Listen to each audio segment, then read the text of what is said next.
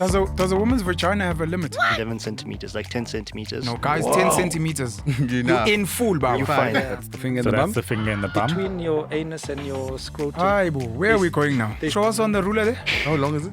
It's probably as long as. Come on. Roadblock. You guys shove fingers up. My name is Suhail Essa. Dr. Ntlanta Vilagati. Dr. Vishen Naidu. Dr. Brendan Matthews. Dr. Naseem Sharif. And this is the Gentleman's Gentleman's Clinic Clinic Podcast.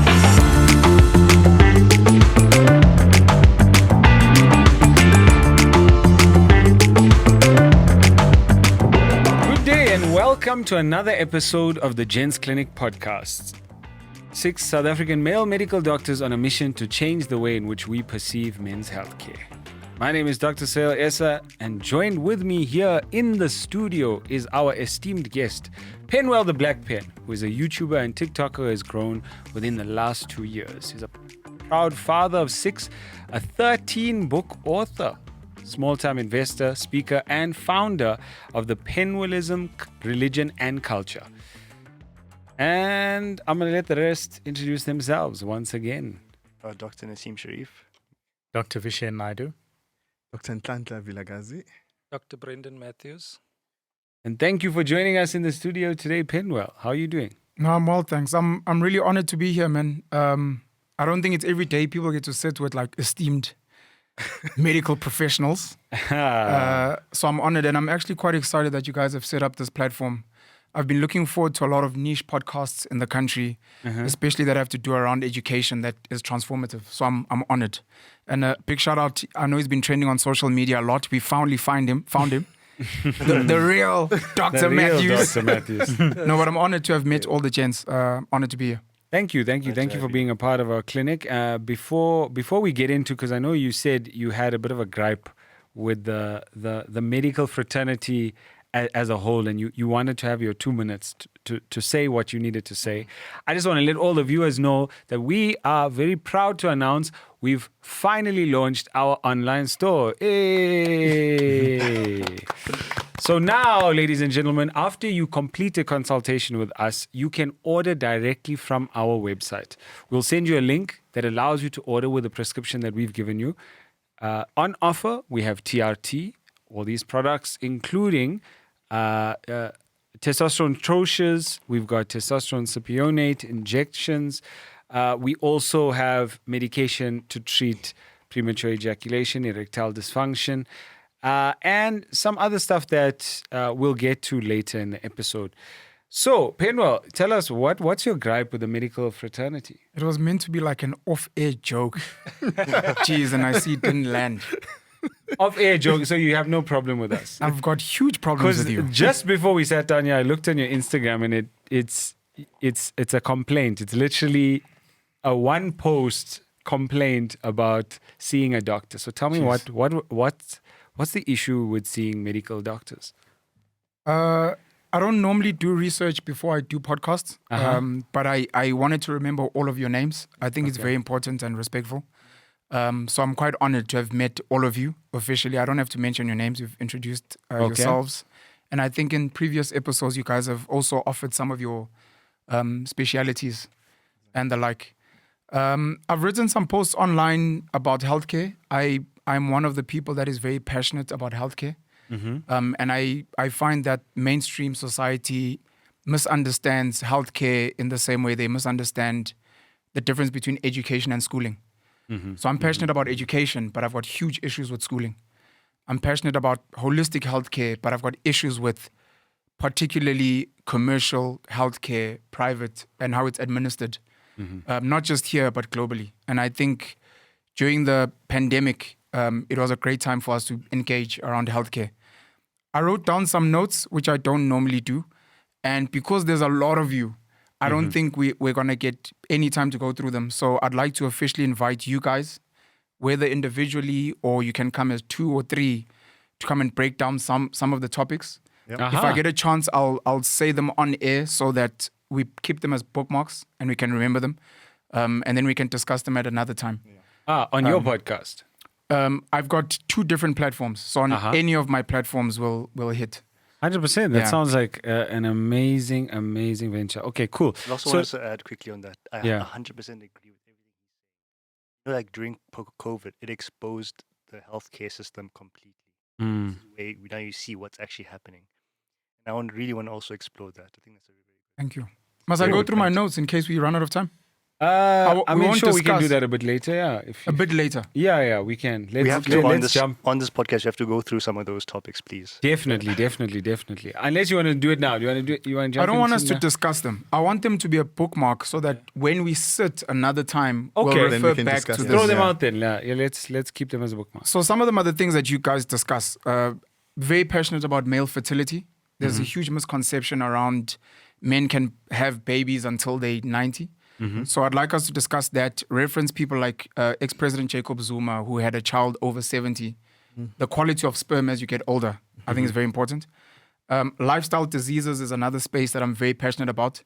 I do believe, I know YouTube has an issue with mentioning this word, but let's call it taking one's life, because the word itself, normally the algorithms jump. I think the way you eat and the way you live your life is a form of taking your own life. And we need to educate people on how to avoid lifestyle diseases in how they eat. I know I'm from KZN KwaZulu, where back in the day, if you were a Zulu man, the sign of wealth would be how big your stomach is. So we need to discuss those things. I'd like to hear all your thoughts on NHI and potentially its implementation. It trended on social media, and there were a lot of healthcare professionals that were saying things like they want to leave the country. Your thoughts on public versus private healthcare. My frustration with medical doctors, and then maybe revisiting the oath and what about the oath is still relevant, and how certain doctors have broken the oath in how they carry out their work. And is the oath really real, or is it just something that people do because it's cool? Like presidents take oaths and then they go and they break them. Other things, African Muti versus Western medicine, your thoughts. The clip you spoke about on Instagram, which was Dana White, a billionaire from the UFC, who said he'll never, ever trust a doctor with his general health ever again, and what that means. And then some of your thoughts, especially with this podcast and where it's going. Dr. Mike is big online. Dr. Oz, I think, was the god of doctors. He was introduced to us by Oprah.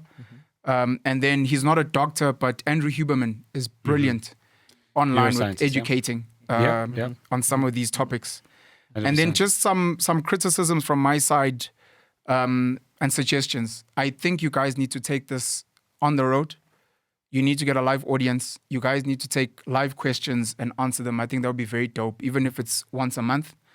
And then when I first watched the stuff that you guys do, my first thought, because we live in this woke world today, it is just guys. So we speak about diversity, and I wanted to just ask your thoughts on having female hosts as an example, maybe a different platform where women discuss women health issues in a similar vein, and maybe you guys can drive that. But then I also realized when I came here that there's no diversity in terms of where you guys come from. Please, can the other medical schools please be represented? Abo UCT, Nabos Fako Mahato. But look, man, shout out to Wits Medical School. Shout out to EOH, which I think most of you guys are from. Yeah, all of us. House of Excellence. Yeah, man. I think with Dr. Musam Tombeni was there as well. So those are the things I wanted to raise. Perfect. Well, look, let's get into the episode as per usual. We always start the episode with an interesting case study or something that our viewers may be interested in. And Nasim, you're going to tell us about this study that was presented. Yeah, so let me give you like a quick story, like imagining. Imagine this. Imagine you with a girl, and sometimes you clown and you say, "Hey, how was it? How was my penis? Wow! Did I satisfy you? Wait, is that how you say it? No, I'm just giving an example. How was my penis? Yeah, was I not the that? biggest that you've ever seen? Right? Or, I'm sure you've never seen anything this size. This is probably what they say. You know what I mean? Could be good or bad. Exactly. You don't want to hear the answer, but you still want to hear the answer. Okay. So you Yeah, usually sorry, want to be just the to biggest. cut you a little bit. I think that personally, I've never asked that question. And the reason why I wouldn't ask that question is because I don't think I'm psychologically ready for the answer. Fear. it's fear. I mean, imagine she's like, yo, my goodness. However, I would some die. scientists wanted to explore that answer, and what did they find? Okay, so they did a study with. They can't obviously like they use 3D models. So they set up a sort of ladder of penis sizes, 3D modeled sizes, like dildos basically, and they asked women which one do you prefer, but they also asked them which one do you prefer once off or regularly, right? So women preferred like 17 centimeters once off. That's like their dessert, if you think about it, like they're just to experience it, right? So is this regularly. erect or flaccid? Erect. Okay. And then they also they asked them which one do you prefer like on a regular basis, and they chose slightly smaller, 16 centimeter. 1 centimeter. Or just 1 centimeter less. We've got a ruler So here. literally, they were like, "This is what this I is want length, eh? once." Yeah. No, in please my life. put my arm up and compare it so the gents can see. Wait, let me your forearm. How do you want to Okay. put it? So Length here, and girth. up till here. Wait, from here to There's no here. girth. Well, from where to where? There's no girth. Start from the top. Start from the top so that guys can measure. From here down to there. So a full hand. Okay. Penwell's hand is what dessert. is dessert. What they want, dessert. and then just there Sorry. is what they want all the time. I don't understand. We're safe, gent. Hey, are we safe? Are we doing Are we well? safe? We're doing very, Are we very well. safe? Are we safe? Are we safe? Are we Optimal. 16 centimeters. If you guys still have a ruler, I think it's worth checking out. What did the study find about 15 centimeters? Asking No, for they a did- friend. They just saw the average. 13, 12. This probably also works, huh? It's within a standard deviation, obviously. So what does that tell us, Nassim? What does that really tell us? Tells you like, okay, what are you actually wanting? Because you know that men want 18, 19, 20, thinking that that's what is preferred. Uh-huh. But if let's say a woman tells you, hey, you know, your penis was actually really good, and the big ones hurt. The big ones hurt. Is that a real thing? Women say that your penis is a good size, the big ones hurt. This is like a sort of meme, like kind of thing. Yeah. And then the woman will say, the man will get hurt and think, oh man, she's saying my penis is small indirectly, right? But it's true that, you know what, the big ones actually do hurt, and women actually prefer 16. But if you're 15, 17, don't worry about it. You're actually doing well. Does a woman's vagina have a limit for most guys? Because, you know, guys watch porn and porn shows us crazy things. Yeah. Is there a limit Extraordinary. to a woman's vaginal depth? There is a limit, Yeah, but yeah. usually it accommodates a lot. Like it does accommodate. As you can actually train it over time to get bigger with your penis. Deeper? Deeper. Hectic. we Yeah. had Wow. we had DJ Fresh on here last time, and we actually, who was it? It was you, Nassim, Yeah. who Suel explained to Fresh that he has told us that there's a part of his manhood that has never felt the inside of a woman's vagina. Sure, fresh. Sure. No, that wasn't fresh. We were talking about Nassim. our Ethiopian brother over Oh, here. it wasn't fresh. Hey, It wasn't hey. fresh.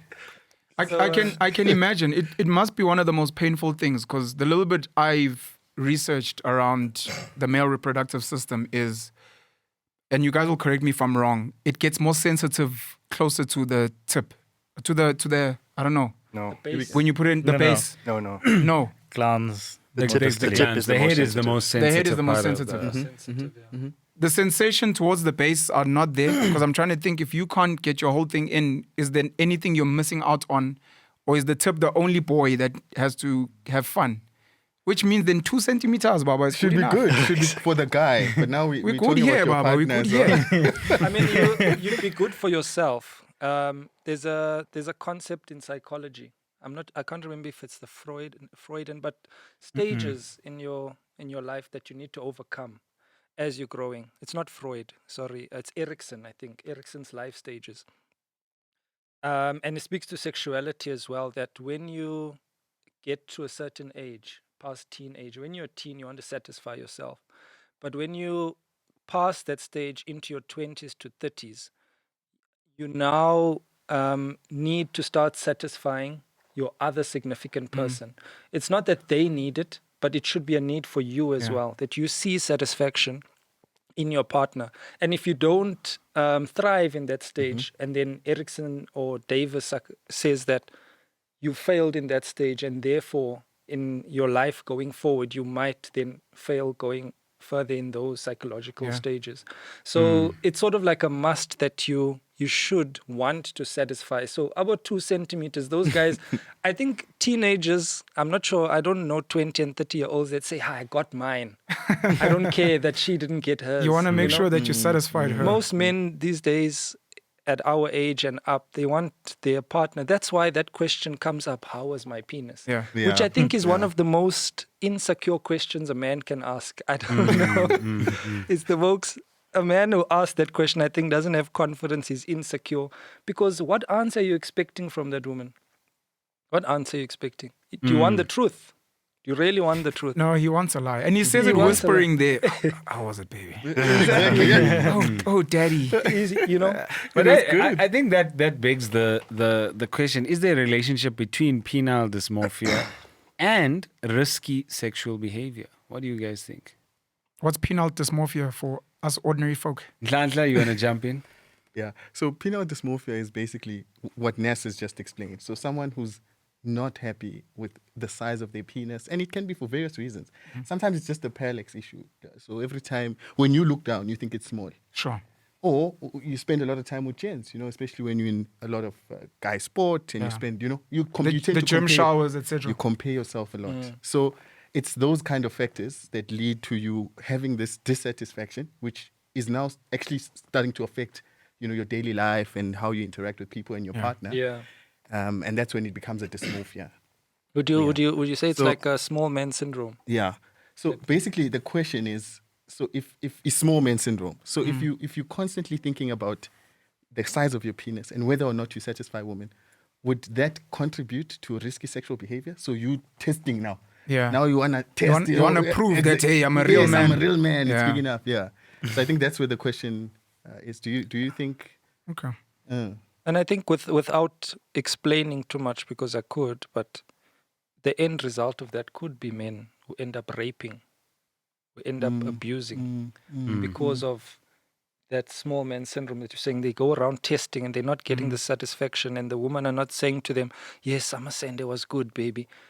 They keep getting the negative, and they get negative from their friends, and they're like, no, I go home and I look in the mirror, I'm like, I need to prove myself, And I find a woman who's a small girl walking out in the street, I grab her, pull in the bush, choke her, beat her, rape her, I'm just proposing that that's a possibility. Yeah. So, I know we were laughing about this whole thing of how men look at the penis sizes and all, but it could potentially have this outcome that I'm talking about. And maybe we need to nip it in the butt. It's one of the least funniest topics, Yes, by the way. exactly, And exactly. we somehow, somewhere need to find a solution for men to be confident in their manhood. If it's small, for example, comparatively, maybe it is 12 centimeters.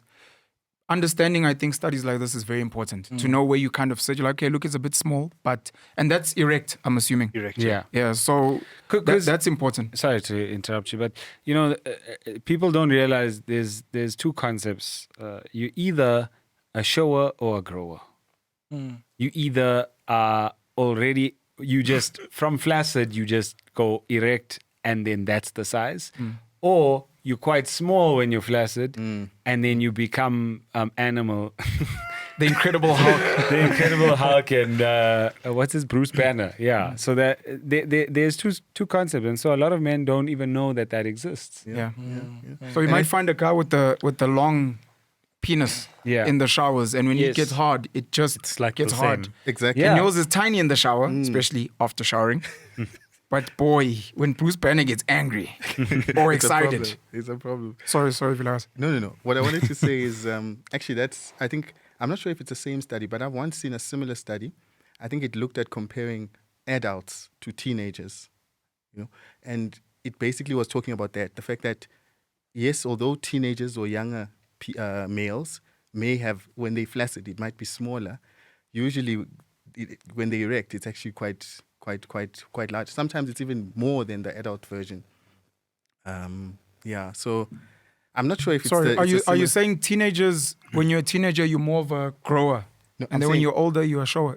I'm not sure. Yeah, so when you're a teenager, you're Yes. more of a grower. and when you're Okay. an adult, you're more of a shower. It just hardens when you're old. Okay. Yeah. Because they look at their uncles and their fathers, and they're like, oh, Sure. my penis is not that Sure. size. And they don't know that, they just showers, or they could be showers. Yeah. The other important thing to think about when we're speaking about self-satisfaction when you're younger, I got mine, so I'm good. Yeah. Versus making sure that your woman is satisfied is getting men to understand men and women, how long is sexual intercourse meant to last? Normally, in a healthy space. You're not now on camera trying to show off to whoever. So, and then compare that for men and women. That a guy is good with 2 minutes. I'm good. I got my tip in. I got my 3 minutes. And then for a woman, what does she want? How much length satisfies her? And then how long would she like you to go for outside of porn disrupting and the like? I know Vish hasn't said anything. I'm worried. Or maybe he's still calculating the ruler. Okay, No. 16, So it's 17. just like taking in obviously all the facts and things.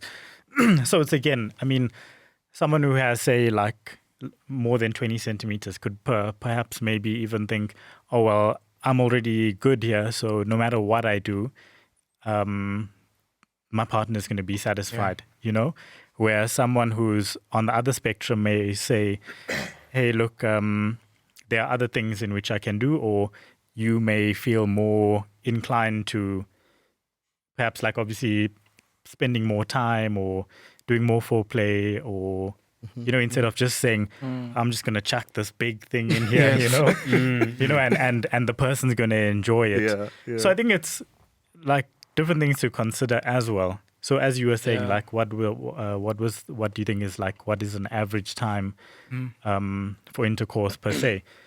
Someone who may think themselves as gifted might say, oh well, I can put this in for like 2 minutes and I'm good. I'm good. She's going to be good. He's going to be good, whatever, depending however you... But also the thing was that like the vagina can go to like 10 centimeters erect, right? So you don't really need 16. They just The vagina? The vagina can extend like 11 centimeters, like 10 centimeters, right? So you don't actually need 16. It's what the women just say they prefer, because they can also accommodate more, right? So a woman's vagina Can extend. takes 10, 11. Yeah. And then you push the extra 5. Exactly. Then it accommodates, right? That's interesting. I didn't know that. That's something for Gents to know. Guys, 10 centimeters. You're You're in full, Baba. You're fine. Then you can push But further. the other point we tried to make also with DJ Fresh the other day was that like, look, it's not only just about penis in. There's also other stuff, erogenous zones, the foreplay. For women, sex starts from foreplay, right?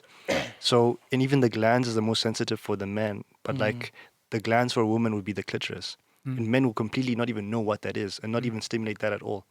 And like 80% of women orgasm only by clitoral stimulation, right? 80%. 80%. 80%. Yes. Only orgasm By clitoral from stimulation. stimulating the clit. Yes. Okay. And they will not have an orgasm just by penetration.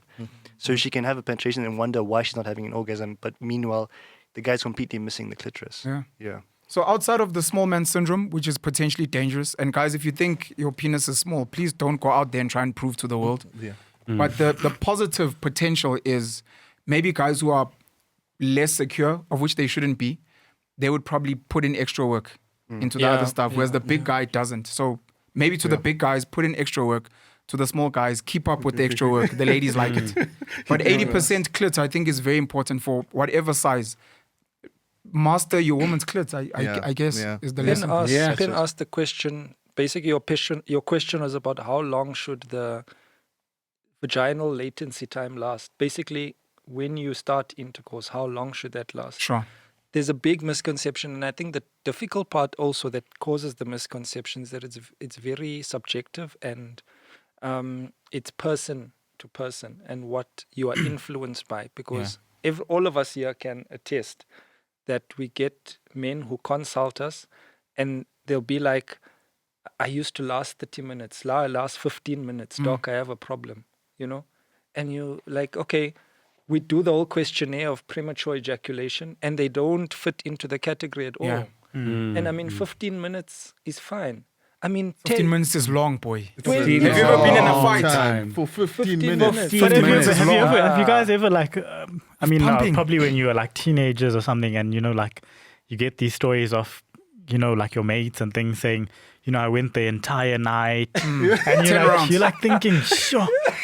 That time I can barely sleep from like 10 till 6. Exactly. And you pumping from 10 till 6. It doesn't make sense. It doesn't make sense. Unbelievable. It's like, and you're like, oh, did you guys take breaks? Maybe like 1 or 2, and you're like, just for water, but then I was back at it. But then, Yeah. but that's like- like, if you actually think about it, that's probably like Guys, a pipeism. There's exactly. It's There are times where 10 seconds is fine. Oh, wow. Yeah, for gents, 5 to 10 to 20 seconds. We're good to there are go. situations where 10 to 20 And what are those seconds are fine. situations? Eh? I What don't are know of those situations? myself. Ish. Educate What we us. call a quickie. Maybe it's just quick Let's just WhatsApp put it clips. simple. Just put it simply. There are times when, I said this, like someone said to me consulting, and he said, I can go good 5 to 10 minutes, but there's certain styles that my wife does. When she does that and I see it, I'm done within 10 seconds. Mike of her Tyson, going boy. into that style. So When she locks and does the you understand. knockout. So these things, I think they all have their different perspective, their own situational. So there is situational premature ejaculation as well. There's 4 types of premature ejaculation, and situational is one of them. And I think that's a healthy premature ejaculation when they are situational. Because I can give you another example. This guy told me that. Sorry to cut you. Why don't you just define the 4 types just so that we... Okay, so you have lifelong premature ejaculation, and that's where you've had premature ejaculation since your sexual debut.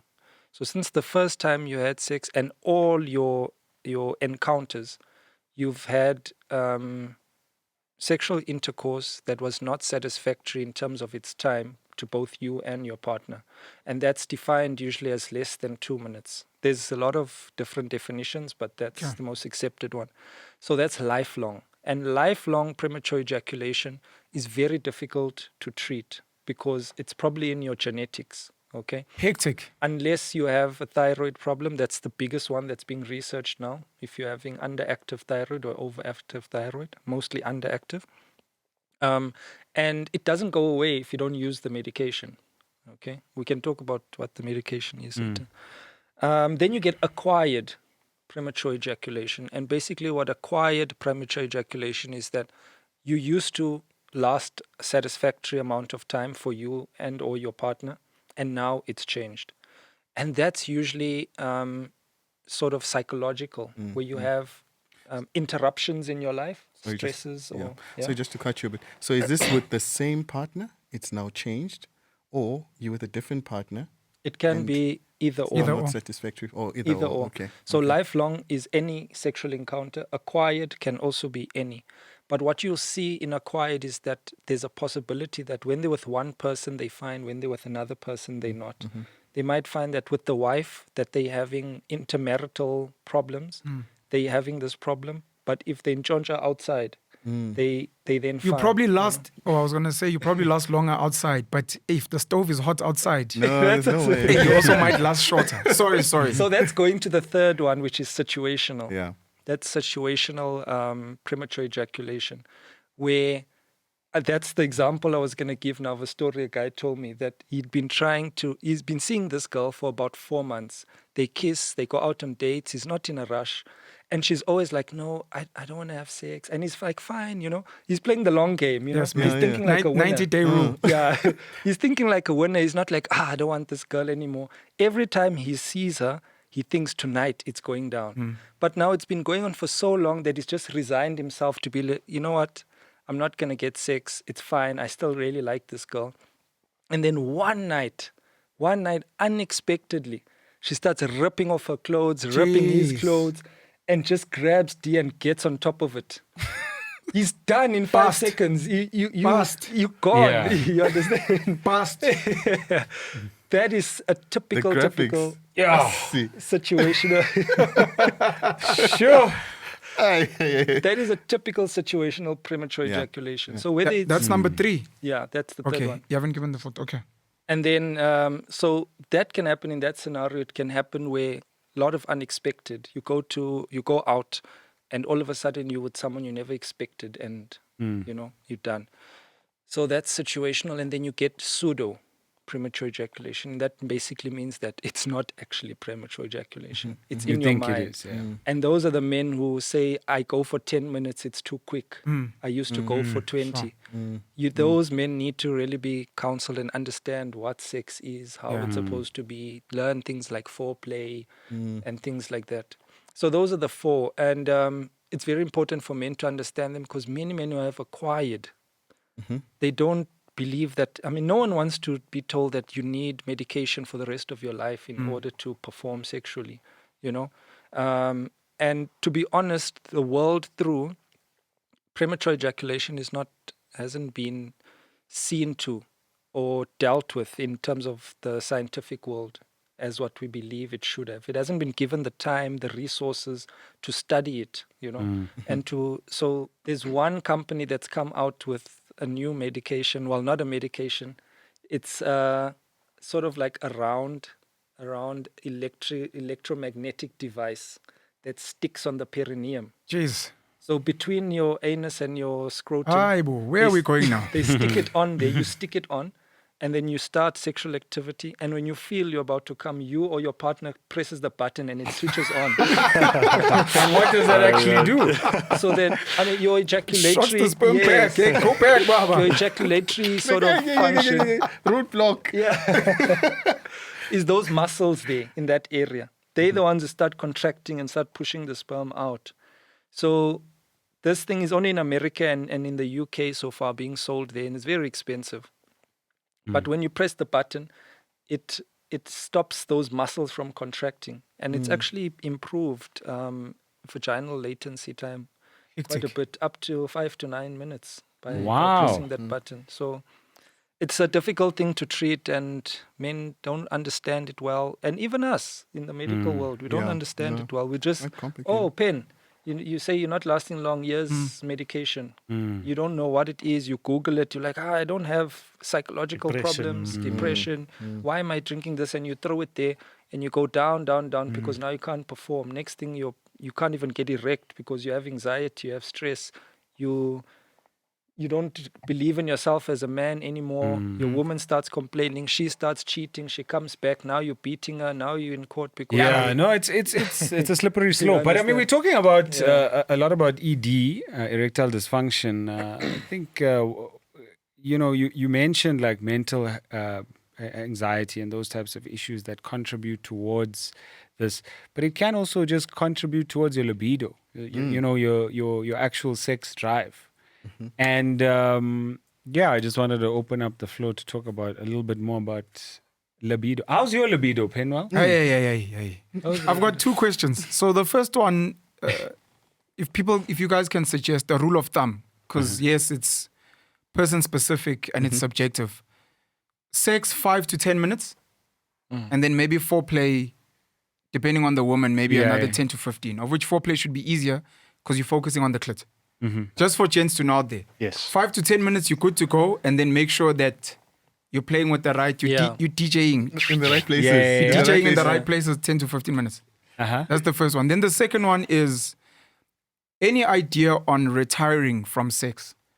Are we supposed to at some point, maybe this speaks to the libido, at some point be like, oh no, I listened to the Gents Clinic at some point and they said, look, for a woman, I think after 40, you start winding it up. For a guy, I think after 55, guys, look, let me focus on my grandkids. Should we be thinking in terms of retiring from sex at some point? Firstly, 2 things. I mentioned this off camera to you. One of the highest rates of STDs are actually in old age homes. No. So no, you can't say this. I thought you were joking. This was one of those lame. No.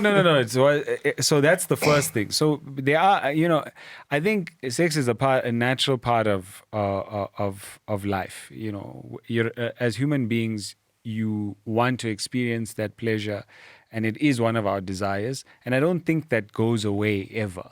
I think because of hormones and life stress and anxiety and whatever else, your sex drive may drop as the years go by, but never that it's encouraged that you should ever stop if you have the urge to do so. Why Why would there be a need to stop? You don't need to stop. Please say that thing again about old age homes, because maybe some people missed it.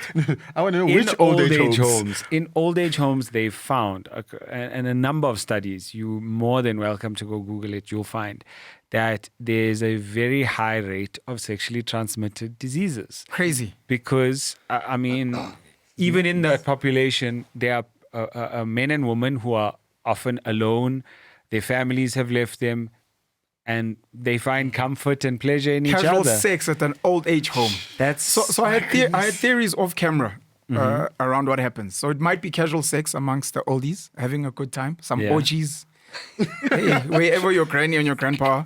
You'd be But then worried. there were some theories of maybe some of the men, the older men, hire prostitutes to come in. Then they get something. We spoke off camera about. We've got I don't know how many old age homes would allow that now. They obviously have to sneak them in. Yeah, No, that's my okay, nurse that my son sent to come in. Then the other thing is we've got a prison warder issue. We've had a prison warder issue in South Africa where prisoners fall pregnant because the warders had sex with them. And I was wondering how much Wow. of the nurses at these places might get a granny being like, sorry, doc, can you just rub me here? You know, I'm feeling a bit... You never know. Wow. Just to try and figure out why would we have high STD Well, rates look, at old age my homes. theory is that libido never dies. I think some people have higher, some people have lower.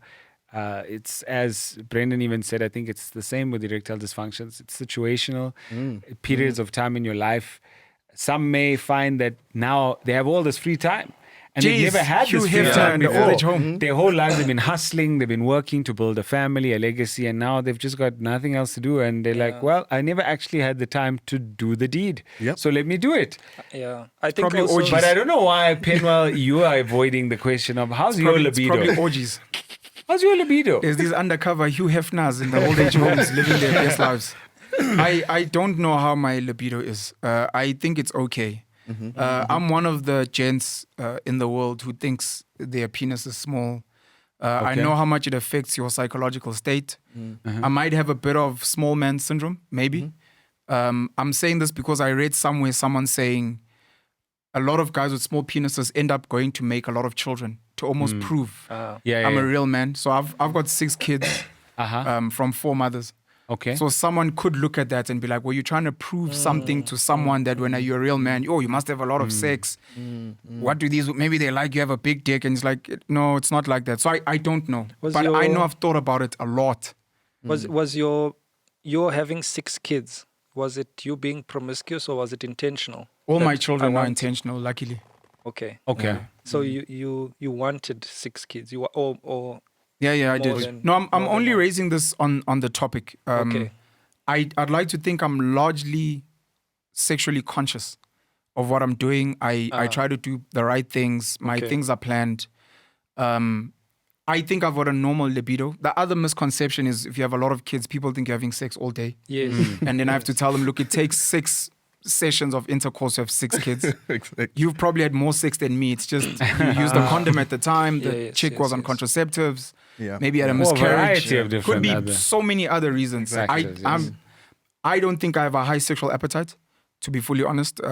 I don't like porn. I do think porn psychologically messes up a lot of people, Yeah, we discussed that on the podcast. including women as well. Their expectations, which then put pressure on you, Yeah. become a huge problem.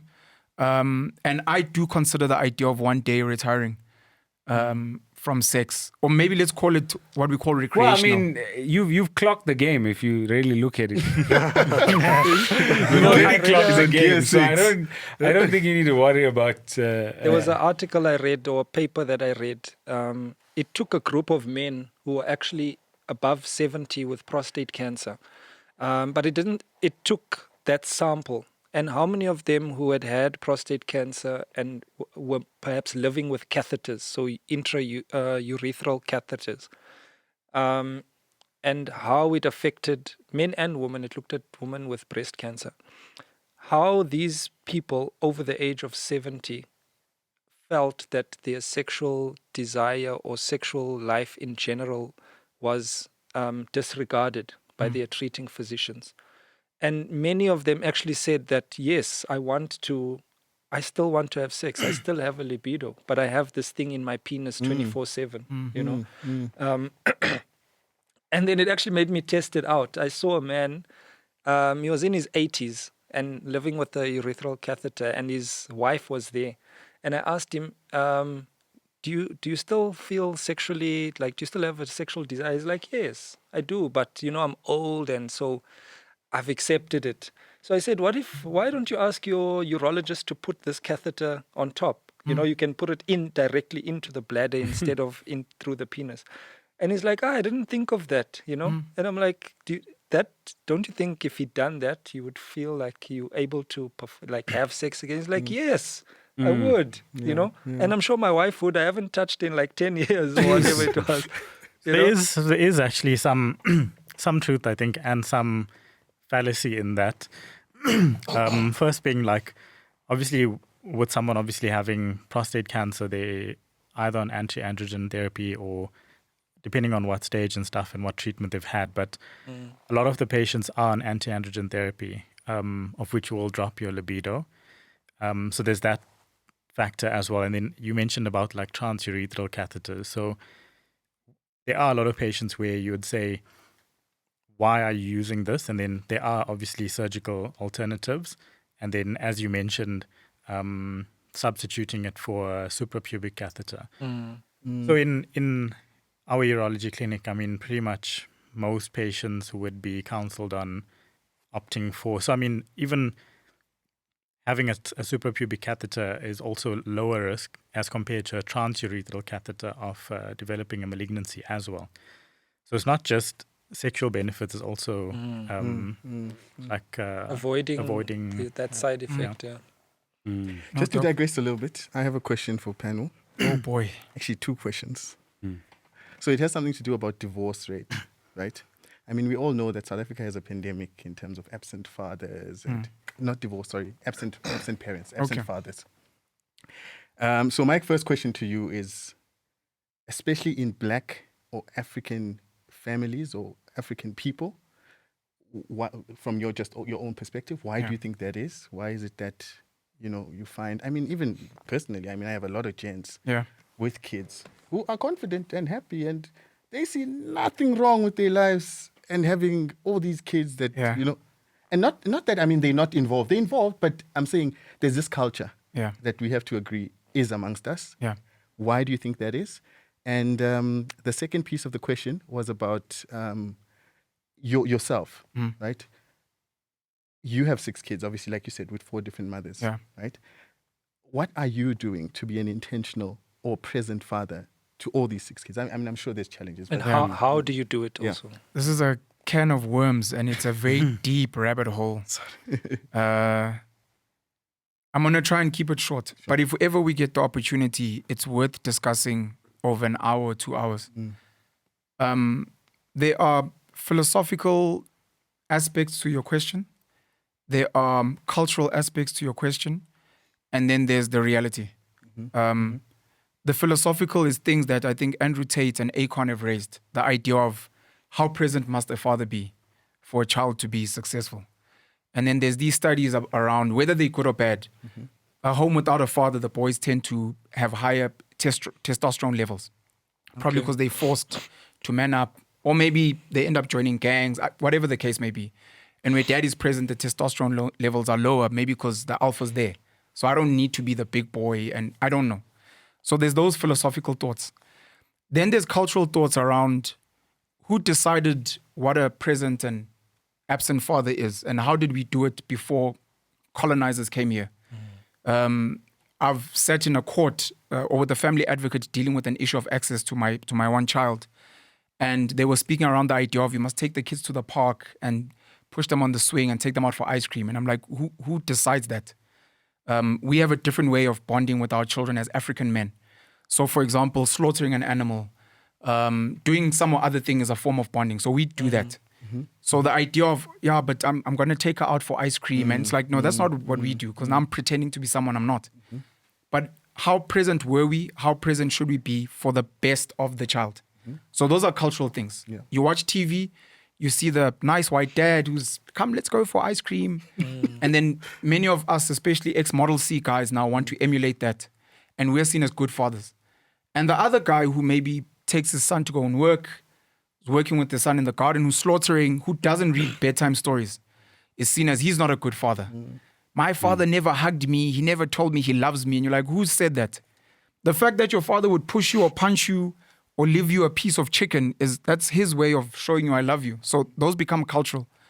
Then there's the real world of personal maybe. Do you feel you're doing best by your kids? Yes or no? And what does the best look like? And normally when I speak with parents, especially when we speak about schooling, I want to send my child to this school. This is how much I can afford. And I'm like, let's work on the end goal. Do you want your child to be a doctor? Do you want your child to own a practice, a hospital? And then let's work backwards. Because sending them to the most expensive private school may not be the best value for money. Is it a network? Are you looking for a school that has great maths and science, et cetera, et cetera? For me personally, and the reason why it'll go to a 2-hour conversation is I don't have the answers, and we need to break it down maybe with a psychologist of why would you want to have a lot of kids? What's wrong with you? Is there something wrong with you? Is there something wrong with men that want to have a lot of kids? I mean, kids are expensive. How do you afford kids? What is your lane? Do your kids go to private schools? Do they? How do you manage it? We understand for maybe the poor, because they sit at home doing nothing and they get busy and they live on a grant. But for you sound like a smart guy. Why would you do that? And we need to unpack what that actually means. All my children were conceived in Johannesburg. All their mothers were based in Johannesburg. I currently do not enjoy as much access with them as possible because the one mom got a job in Durban. My kids' maternal family is from Durban. So they based there and I see them once a month. It is not ideal. It's not what I want. Even if I only had children with her and I was based in Joburg and she was based in Durban, it would almost be the same dynamic. One of the mothers of my kids loves traveling the world. She's always wanted to explore life. She's a teacher. She started teaching English in South Korea. During that time, I lived with the kids. So for 8 and 6 years, respectively, the kids were with me. And then she asked to take the kids to China because she got a job in China. So for the past 4 years, the kids have been in China with her. COVID happened. I couldn't visit them. Now we could travel to China. So in 2023, I went to go and visit them. But it happened at the same time where the mom was now moving to Brazil. So now my kids are in Brazil, but luckily they visited last year, June, July, and they were with me now during the festive. Again, not ideal. But then again, if it was just me and her, and she wanted to explore and I wanted to stay here, it's not the greatest. That's why I started with my kids were conceived here, the mothers were here. In an ideal world, at the very least, I'm supposed to be seeing my kids every weekend, the very least. But the dynamics are, and I'm not the type of guy to oppress a woman. What about my kids? Stay here. Everyone must live their best lives, but within reason. And obviously, we must consider the kids. I'm struggling with access with my one son. He's 10 years old. I've been struggling since he was a kid. The mom went on to get married. She had another child with the husband. They got divorced. He's struggling with access. So that's messy. I've gone to courts in Pretoria. That's not nice. And again, this could happen to any guy. I have one child with this lady. We got married, we got divorced, and I'm struggling. So I almost have a case study for so many different dynamics. It is not what I want. So when you speak about absent dads and those things hurt me. I'd love to be more present, more intentional. Yes, we use technology. I video call my kids and I spend quality time with them, but it is not ideal. Exactly. If I have to advise a guy out there, even with myself, I'm like, bro, unless you have some psychological issue like me and you want lots of kids, try and stick to the 2.5 or whatever's prescribed. 2 kids and a midget or whatever. Your 2.5 or your 2 kids for ease. Have your 2 kids, have one wife, and then be as present as you can. But then try and factor in cultural, philosophical, and make sure that even though, because there's a lot of married men who live at home with their children but are absent fathers. And those are some of the things people don't understand. My kids, anyone who's ever been around me and my kids love me. They worship me. My son Unkunzi, my firstborn, when he's around me, he does these weird things. And he told me at some point, I just love smelling your t-shirt, which is pretty dope. The guy loves me. My son Ushaga in Durban, my kids love me very much. So that's good for me. But at the same time, that's not a measure for me of being a good father because I don't need my kids to love me. I need them to be strong, to be independent, to function in the world out there. So it's a very deep conversation. Exactly. But I hope I've given you a shortish answer. You've given quite a good answer because I think it also opened, like you're saying, it's actually a discussion, a podcast on itself. Yeah. Yeah. Looking into the philosophical aspects. And for example, just personally, where I get my guidance of or what I consider as a present, you know. Yeah. But I think we'll probably touch on it. When we meet Yeah, again. thank you. No, Yeah. it's such an important conversation. It's important. Jeez. Yeah, It, and it affects men's health because we have the highest prevalence, and I'm going to mention the word, I'm sorry to YouTube. We have the highest prevalence of male suicide. I think it's 4 times that of women. Yep. And part of it is this term called parental alienation, where men don't have access to their kids for a variety of reasons. The guy doesn't have a job. He was fired. He was retrenched. His wife is now, I hate you. No, the kids say they don't want to see you. Kids don't know what they want. Kids are meant to see the parent. Said to the family advocate, she was telling the mom, even if dad is a criminal, he's still the father of the child must get to know her criminal father, as long as he's not a danger to the child. So men's health psychologically is very heavily impacted by dick size, how good I am at sex, and then things like, are you a present father? Are you good? Do you know what a good father is? Did you ever have love? As old as we are now, and maybe we use cool terms like life coaching and mentoring now, but every man, let's speak about men, every man is meant to have a father and a son, whether it is your own or whatever. Yeah. There must be some GPS where you're like, hey, I'm not sure whether they're your age or older, hopefully older with more experience, to be like, look, I would do it like this. This is what I think. No, calm down. Women sometimes get like this, whatever. And you're like, okay. So that you also have like some kind of guidance. And the more you can get, the better. You sit with a panel of these guys on your phone and they just advise you, look, maybe let her cool down. Look, you don't have to see the kids all the time. Are the kids eating? As much as you're angry with her, send money. Hug your son. I know it's not normal. We didn't do that. Our fathers, for example, couldn't speak to their fathers. The fact that we get to speak to our kids is weird. And then our kids will look at us and be like, yeah, but you didn't marry mom. And you're like, the fact that I'm a present dad, bro, do you know how many kids? Yeah. So the dynamics are ever changing. It's a huge topic. Can I ask a quick question? Because you spoke about, you were very intentional about having many children and having that many children. But what I wanted to know was it intentional for you to say, I want to have many children with many different partners, or you felt like I'm still searching for the right partner to be married to, or what's your idea of like marriage and having like a single partner and raising versus in the intentional way that you have had children? Do you feel like you did that intentionally and you are happy with the choice and the outcome, or do you feel like it may be more beneficial just retrospectively looking at it? And what do you think is best for society? So I've got this theory of a perfect human that gets sold to us when we're young. People can debate it with me, it's fine, but it's largely white, male, blonde, blue eyes, went to an Ivy League school, is what they call it in America, and is maybe a doctor, an accountant, a lawyer, marries a blonde, blue-eyed woman, and they live in this. And most of us try to move in that direction in various ways. And it's manifested in many ways with black women, for example, straightening their hair, bleaching.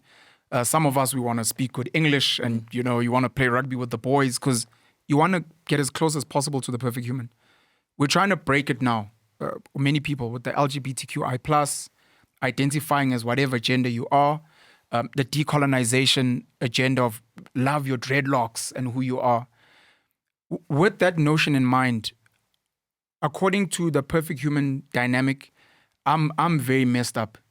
And a lot of my decisions are deemed wrong, morally and otherwise, by society. The idea of wanting to have a lot of kids, someone could be like, look, maybe there's trauma somewhere. Or maybe you saw it somewhere. Maybe you didn't have a family and you craved. I don't have all the answers because I delve in these things by myself, trying to find them. I've always fantasized about having a big family. I'm one of the guys I know in my life that was born to be a father. I love it. It comes naturally to me, whether it's disciplining or loving them or hustling money to get I love every aspect of being a dad, even when it's tough. So I guess I just wanted to have more. I normally compare it to other things, but people find that dehumanizing. There are people that fantasize about having a huge property portfolio, having a lot of livestock, I don't know, creating a lot of content, whatever the case may be. For me, it's almost like a mini purpose of I would like to procreate and create as many dope human beings as possible. Now, the part about having them with different moms, it's twofold. The first one is, I guess when you have that, we'd call it a messed up for ease mindset, is you then maybe want to start experimenting with seeing what can I create with that lady and that lady. Yeah. And people say, but that's wrong. And you're like, sure. I'm just telling you maybe how my brain works. The second part is I'm very thoughtful of women. I was raised by like a single mom. My mom raised us financially by herself. We'd see my dad every now and then. People would be like, oh, this is why is the psychology. We would see my father almost every weekend. But I have huge respect for women. And I have huge respect for women empowerment, the feminism movement in its purity, the gender equality, payment, etc. So I believe every woman, especially now, should ignite their dreams as far as they can. If you want to be president of Turkey, please go for it. If you want to build a hospital, go for it. If you want, whatever you want to do. So with that in mind, the type of woman I've been attracted to probably wouldn't really manage more than 2-3 kids because they've got careers, they're ambitious. I mean, I've told you about my moms, the moms who are based, which I think is a beautiful thing. I separate children and relationship, which for most people is also morally wrong. Get married, raise your children in a nuclear. But I separate it. I think having children is one of our most important priorities, responsibilities as human beings. If we stop having kids, the human race ceases to exist. So we need to have children. So whoever my great-great-great-grandparents were, whether they loved each other, how long my ancestors' dick was, if my grand was, what their dreams were, if they fought, if you were stabbed, for me is not as important as the fact that they got together to make the children that led to us today. So ideally, people are looking for a companion for life, and then they end up having children with that companion. For me, I separate it. I'm not searching for a companion per se.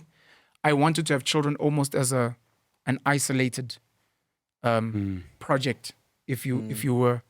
So I'm not searching for anything. I have children. I love my kids. My kids are dope. Their mothers, outside of any issues we may have with parenting, are thriving. They're happy, beautiful, intelligent, successful women from great families. And that's my story. But it's not a story. I don't want people out there to copy me, to live like me, to think I'm a role model. I'm not. I will advise you, 2 kids, get married, do the right thing. But then if you have this deviation from the perfect human like me, we can have the conversation. And deviations are things like being homosexual. Deviations are, you could have albinism and you feel some type of way. You could have a long dick and you're like, look, whenever I pull it out, women just get scared and they start screaming. Then we can speak about that and how to make your life work. That's when we came up with things like polygamy, polygyny, polyamory. But it shouldn't be mainstream. Everyone else should strive to be the perfect human. But if you're a deviant like me, then we can speak about how to do it in the most healthiest way so that your children are fine, their moms are fine, and you yourself, especially as a man today, you are in a good mental space. I want to talk a little bit about your opinions on what you feel a man should be. You know, we talk about masculinity in society. I know. It's a very broad question. It's a podcast on its own. Every question today has been a podcast on its own. But to try and like hone it into specifically men and men's health and what we're kind of talking about here on our podcast, I want to get your opinions on, firstly, men and what it means to be a man, what it means to be an alpha. You know, they talk about the alpha male, and you touched on it a little bit earlier, and what that looks like for you. And why do we feel that the hormone that creates us as men or makes us men, testosterone, currently in society is demonized and looked down upon? And then generally, when you think of men, just touch on your thoughts on men's health-seeking behavior. Men's health-seeking behavior? Yeah. Jeez.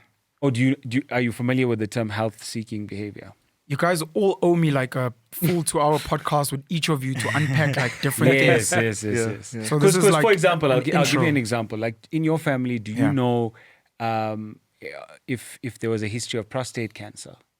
Do you know? Are you aware? So maybe to Do you give aware- some context into what Soel is asking is that when patients come to us and we ask them, we want to screen you for risk factors. Yeah. And we say to you, Pen, your uncles or your dad or your grandparents, did any of them have prostate cancer? Did any of them die of heart attacks under the age of 55? Yeah. And then you'd look across at me like, I don't know, doc. Yeah. You know, my dad passed away at the age of 60. I don't know really what happened. Yeah. And adding on to that, the old people in our families, they keep secrets. I'm not sure 100%. if like Indians 100%. and Ethiopians, but coloreds, I Yep. know, black families. 100%. Like now in your adult stage, you start finding out that Baniskabani's child Yeah. and so on is this came, Yeah. and this person is actually not really your brother. This, Yeah. you know, those things, Yeah. and so had this sickness, and that's why this person raised you. You know, all those things come out now. So that's really what Soel is actually getting to, is that, yeah. That question and this topic is probably on the same level of depth as the one about parenting and fatherhood. My father passed away February 2020, just before the lockdown hit in. So he was like, I'm going to leave you guys a gift to remember me when I lock you down for 2 years. Think about me. Anyways, I've got a love-hate relationship for my father. He's been a fascinating character in my life. Story for another day. So I was very intentional about figuring out my father's health, especially because he started getting sick. He had swollen legs, which I initially thought was diabetes. I remember sitting with a doctor at the hospital trying to go through his file. Number one, the doctor's like, don't go through his file. You're not allowed. I was so annoyed. As soon as he hit the corner, Baba, I was there in the file, trying to remember names. Because in my head, I'm like, how important is this? How important is it for the doctor? And look, in his defense, I can only imagine how many, I don't want to say ignorant. You have to be sensitive to patients and their loved ones. Because you might say something that impacts and they start screaming so you're like, let's just go with the default and be like, look, I'm the doctor. I know what I'm doing. But Penzo, the idiot, wants to know everything because I'm intentional about everything. So I'm like, doc, this is my dad. If he's got anything, I need to know because I might have it.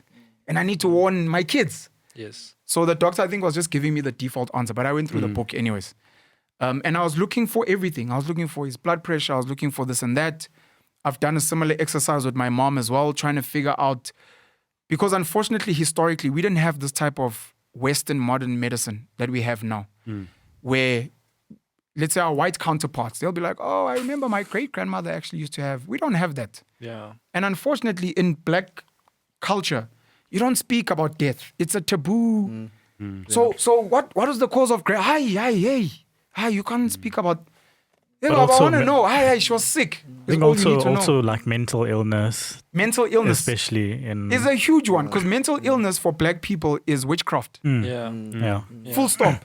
What's wrong? Oh no, witchcraft. He was cursed. He could have had epilepsy, and you're prone to epilepsy now, but you get told your grandfather Witchcraft. had demons. Witchcraft. Yeah. Witchcraft. I'm loyal.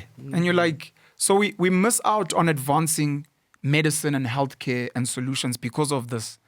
And the reason it's such a deep conversation is because all of us, let me not just say black and colored, all of us need to take time to study. We study medicine, we study whatever, but we never study ourselves and our history and where we come from. My children, I'm intentional about them reciting their parents, their grandparents' names, their siblings' names, all those things to know who they are. And then anything, like if I've got bad teeth, we've got cavities at home, I'm like, except be aware. We have these things. Hey, your grandmother passed away from cancer. So just watch. Which is not eat. very common, you know. Not a lot of people discuss those types of things. With, People are sensitive and it's such a topic. So the men seeking health thing, so this is a gateway drug. Especially you ask me and I'm like, hey, look, I don't think my penis is big. They're like, look, if Penn said it, maybe I can also be like, Penn said his was 14. Don, I think I'm also 14. So if Penn was 14, I'm fine. So I'm fine. You know, Nassim said 17. Hey, I measured. Said, let me get a bone and I think it's important for guys to get comfortable speaking about these things so that then they can be like, hey, you can judge me, Baba. But the guys were like, 10 minutes is good. Yeah. I must focus on DJing. And doing the other clips. things. There's so So- much more. Yeah. So it is very important that we do that. It's very important that we speak about our diets. Some of us woke people speak about Dr. CB now, who was into alternative, plant-based. There are people speaking about African solutions now. Izinyanga, ubungoma, which is spiritual healing, which is why I said I'm passionate about healthcare as a holistic. Yeah, you And should. you guys are should just one watch our, branch. our episode on sangomas versus doctors. We had 2 sangomas here. So yeah, that's too dope. And it almost has to be a debate because that normally gets the best out of everyone. People, Yeah. So we need to debate these things. I think it's very important. I don't know if that answers your question on men seeking. Yeah. No, and Health specifically the reason why I raised it is because, one of the new services that we are currently offering as our virtual online consultation platform is prostate health screening. So we are now introducing a service whereby a nurse will come to your home, draw your blood at the convenience of you, and it's basically a screening test for prostate cancer without us having to examine you yet. Now, not to say that we don't need to do an examination, but that test can definitely aid in picking up a lot of cancers that would never have been. And over the last, I don't know, hundreds of years, I mean, prostate cancer rates are very high. And men don't know that they need to go get screened for it and those types of things. Men don't know what a prostate is. Exactly. And they confuse it with testicular cancer. So it's a mess. Yeah. And it's way, way more prevalent than testicular. So anyone watching who doesn't know what the prostate is, this is what I like to say to my patients, is that a woman has a womb Yeah. and a man has a prostate. They're almost in the same position. It's just that the prostate is smaller and it sits in a similar place to where a woman's uterus would sit. Okay. And it helps in semen production. That's all. Vish should be saying these things. That's important. Why Vish is How quiet. would you? What do you tell your patients when they? What's a They're prostate? like, I can't pee at night. Oh, actually, I pee too much at night. Most of the time, it's just have to do like an anatomical drawing. Yeah. So you draw it. Yeah, I think it's the So easiest. it says You guys shove fingers up. Yeah. You guys shove fingers. We have to. You have to. Way. How else? Way. How else are we going to? Wait till you know how we do prostate biopsies. Yo.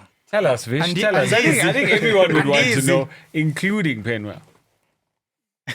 No, this is important. This Tell us, is tell us, important tell us. because most men, even when they start hearing the conversations around prostate, are like, I'm never doing it. Yeah. So we need to find a way to ease. Yeah, because this tell thing us, Vish. kills them, sadly. So, as you mentioned before, obviously, prostate screening involves doing a PSA, which is your prostate-specific antigen, which is age-specific. So it's not just a value for in general. So generally, it's So age-specific. this is taking bloods. Yeah. Okay. Okay, you do that in combination with the digital rectal examination. That's the finger in So the that's bum. the finger in the bum. So you're feeling the prostate for any You do that. nodules. Well, I You do put it your as- finger in men's bums. I'm just trying to. All of us. Yeah, all of you. All of us. We've all You have done to, it yeah, at some we point. all yes. have to. But Please don't shake my hand after specializing this in- episode. We can just We fist wear bump. gloves. We wear gloves. Sorry. So apart from that, there are obviously a few other questions, some terms, things like that. But those are the two mainstays. Okay, say for example, you feel suspicious nodule on the prostate or the prostate-specific antigen, the blood tests are abnormal and it's high.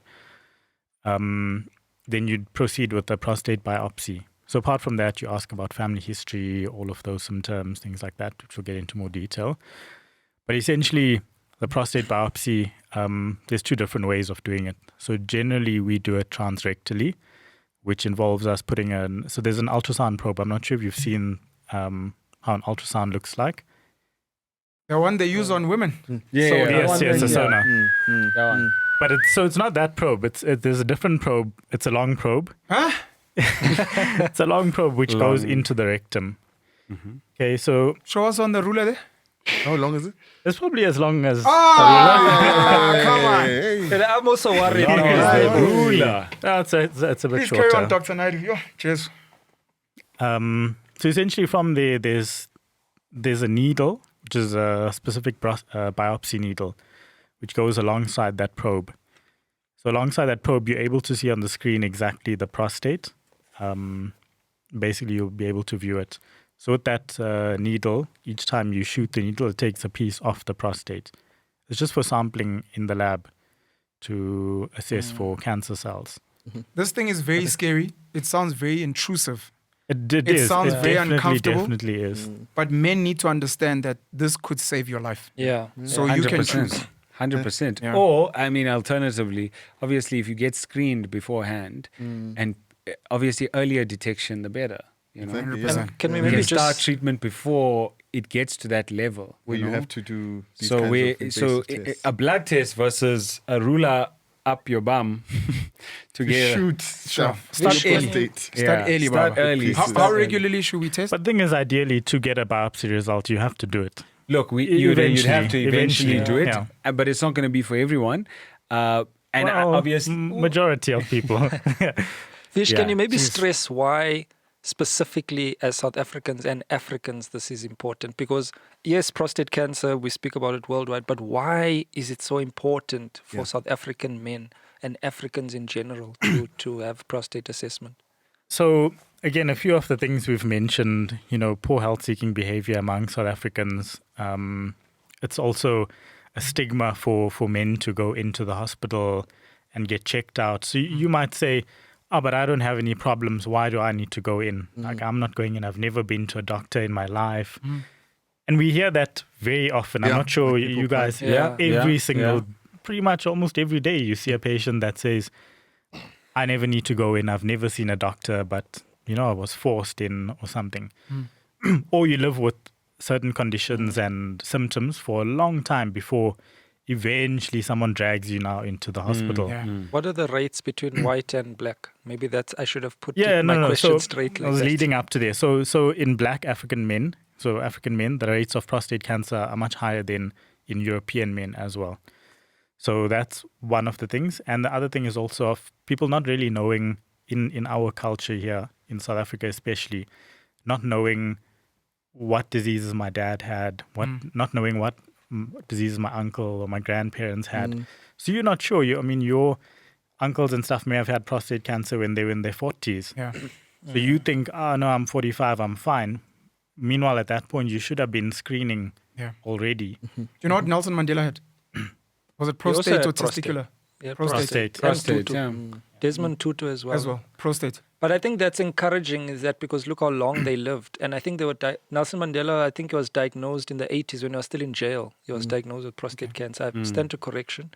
And Tutu as well was diagnosed Early-ish. early-ish. It's I think important in to raise the 90s. names so that, again, we're Yes. removing the stigma. That But if Utata they- Mandela had this thing, And he did it lived, early. Yeah, he lived the Early-ish. extra 30 years. Yeah, more with it, But I think another thing, Vish, you pointed out last time about age and prostate cancer, that after a certain age, almost every male has prostate cancer. So, Pretty much. Huh? I mean, after 80, we Huh? all kind of have some... Aye, So- Baba, yeah. so Cancer ideally- or BPH? Prostate cancer. So currently, the guidelines say that ideally, if you have a patient, it used to be 80, it's now moved to 75. But ideally, if you have a patient, you shouldn't really be doing a PSA on them at that age, because at that time they may have something else which may kill them before, prostate cancer. However, if you have done it and it's now abnormal, you have to now address it, which means you need to do the prostate biopsy. You need to start them on treatment if they do have it as well. Yeah. 2 quick questions. I know I haven't answered what is a man. We'll close with that. We'll close How with that. how regularly should we do the prostate examinations, and at what age should gents be looking to start? So getting like assessed? from 40 onwards. So you also need to know about your paternal history as well.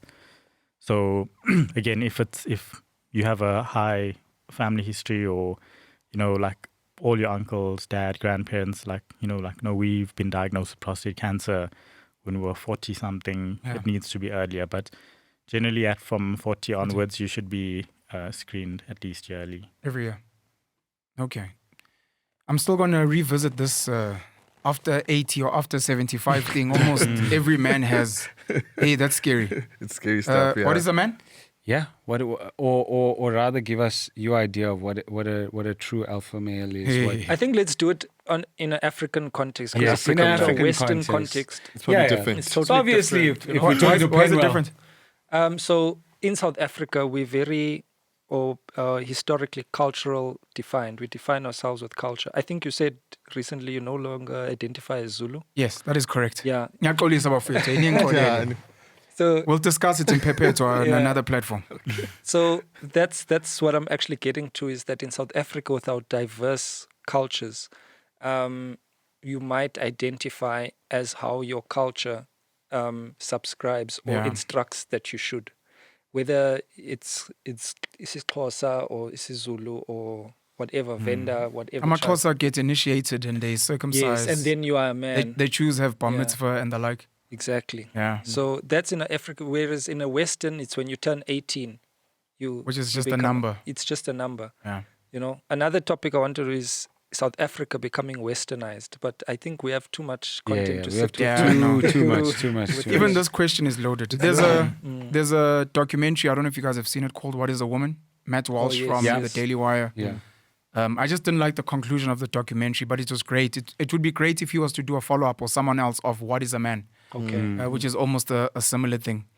We are in 2024 now, and the idea of gender identity has become very, very layered and complex, to put it mildly.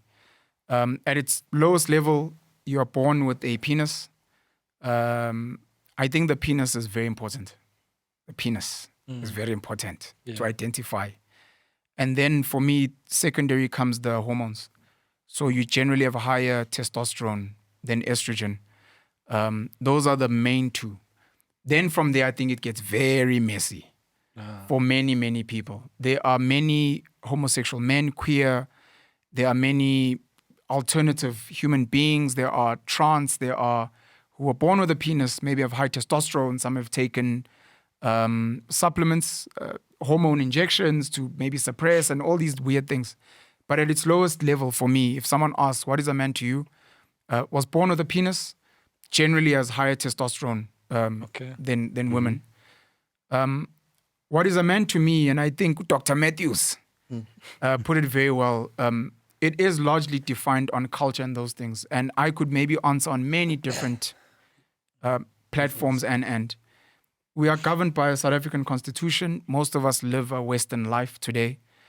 And we've still inherited the whole concept of the man must provide, whereas the woman nurtures. A lot of guys, even if they cannot provide, still hold on to that. That's why they get depressed. That's why they have low self-confidence, because they're like, I don't have a job, I can't provide. But provision seems to be very high on that list, even today, even at a time where women are doing very well in terms of making money. I forgot to mention this. So my 2 kids from Brazil are visiting me. This morning I told them I'm coming to sit with doctors. They thought I was very dope. And then, this was weird for me. My daughter, Africa, she's 10. I don't know why I mentioned, it's a bunch of male doctors. She's like, men. I'm like, what do you mean? Like, oh, when I think doctor, I think of a woman. Okay. Wow. I was like, Crazy. what? So I was like, okay, she's a girl, maybe women empowerment, Powerpuff Girls, whatever. My son Unkunzi is 13. And right after Africa, I went to him and I'm like, when you think doctor, it's like, oh, normally think of a woman or a girl. I was like, that is wild. That's wild. I was like, when we grew up, a doctor is a man. So I forgot. I wanted to raise this when I raised the diversity thing. That was really interesting for me. So Brazil is also woke now. You can't run away from the wokeness, Baba. No, but that's important because even when I talk, it's just a natural thing. When I'm saying, someone, have you been seeing your doctor? Oh, did he say this? Yeah. Did your doctor do this?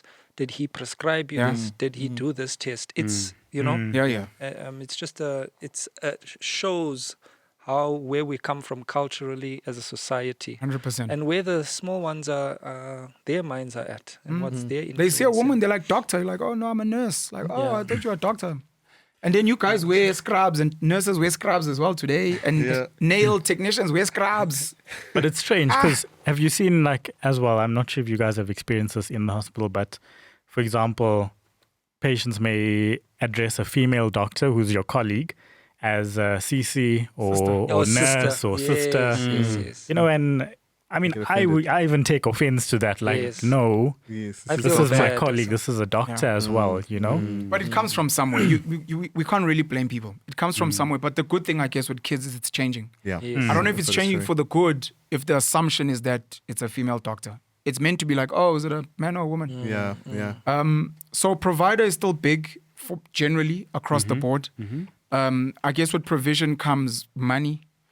The assumption is that we must make more money, even though the dynamics have changed. And it's one of the big things that's actually impacting there was a subpart to your question around the issues we have in South Africa and the potential suppression and oppression of men, where we're in a space where women are being empowered, women are being given first dibs on jobs and those things, but we still expect men to pay lobolo. We still expect men to be the one to buy the home. We still expect the man to carry the lion's share of maintaining the kids. So that needs to be a conversation, a very frank conversation with women as well. The most empowered feminist woman who is a CEO and is making 200,000, 500,000 a month still expects a man to get on his knee and buy her a ring and lobola her. And, you know, how many men actually fall in that bracket of being able to out-earn her? If 1% of all South Africans are taking home 50,000 or something ridiculous. So 100%. we need to have those conversations.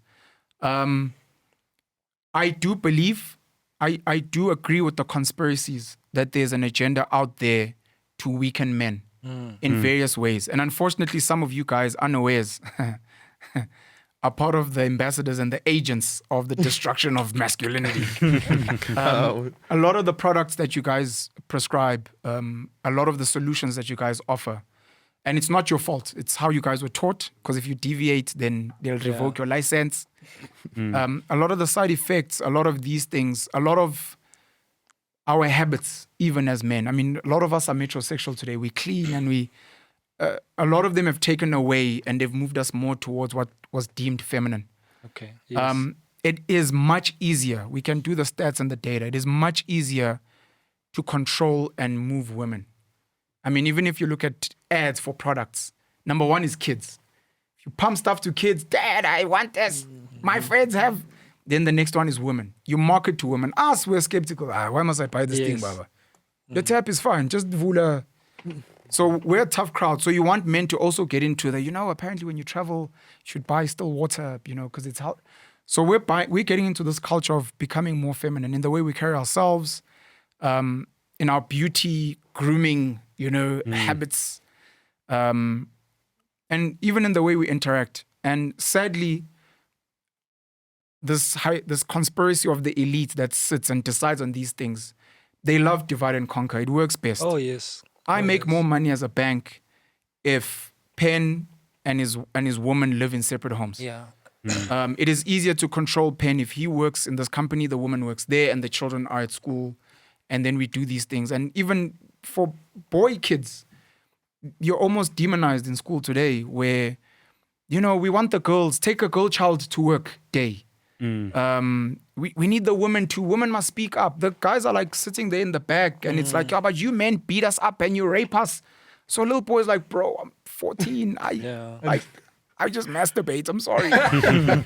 He's already feeling like, I wish I wasn't a man. There are no jobs coming for me. I hear white people arguing the same things with BEE and reverse racism. I wish I was a black woman because then I know I'd get the job. If I was on a wheelchair, Baba, yeah, I'm scoring all the points. So men who are still traditional men need to have these conversations, particularly with women, because women also need to support us. It's not us versus you, which is what they want. It's what do you need from me? What do I need from you? And how can we make it work? Yes. If I'm physically stronger, you can scream all you want. When you need help, you're going to need me. You're probably better at other things. I can be like, look, women are you guys, but I need you. So how do we work together using our strengths? Are the strengths changing? Some of them. You're maybe a better accountant than me. Yeah. We weren't allowed to be accountants. Babe, can you help me with my budgeting? You're brilliant at this stuff. There's nothing wrong with that. So we need to have these conversations. But more importantly for us, more immediately, is we need to bring real men back. Yeah. Because on that thing of women being easier to control and influence, think of it from a country perspective, which is easier. You've got China that has intentionally gone on to remove more feminine men as presenters on TV, whereas we're getting a lot of feminine men, whether gay or otherwise, that are our celebrities. They want more masculine men there. Russia is very big on masculinity because they want a population where the men are men. Now, if Russia and China has to fight an America that is woke and where the men are like, why would you think I'm a soldier? I mean, just because I have a penis. You know, those men come and they dominate. And historically, when it comes to war, when it comes to steamrolling, when it comes to colonization, it is the men that dominate. You can bring your fastest female athletes, your strongest female athletes, and then you bring, they don't even have to be the strongest. You can bring just okay male athletes and they'll, my brother loves this example, 15-year-old boys outrun the fastest women at the Olympics. Yeah. Now, that's just a nature thing. Now, it's sports, but now you take that to war. You take that to fighting. The guys at the top, some of them, they want to make masculinity exclusive. Because if I'm the only man in the room, if I'm the only guy with the gun, if I'm the only guy with a deep voice and hairs on their arms, all the women are like, I think he can protect us. But today you're seeing more and more men saying, hey, please help me. We've kind of lost it. It's one of the things I admire about the Afrikaner nation in South Africa. I get judged for it, it's fine. They're still very big on traditional masculinity, and I think it's something important. But without oppressing men who don't want to be masculine, who are comfortable being feminine, who are comfortable with alternative sexuality, do your thing. But for the most part, even you as a feminine man who is maybe queer, when they call it the barbarians, when the barbarians are at the gate, you also are going to be looking for real men to come and protect you. So we really need more of them because we're in a global competition. And the more masculine men, I mean, we see it as black men where we call, unfortunately, a derogatory term, these Nigerian men jollof.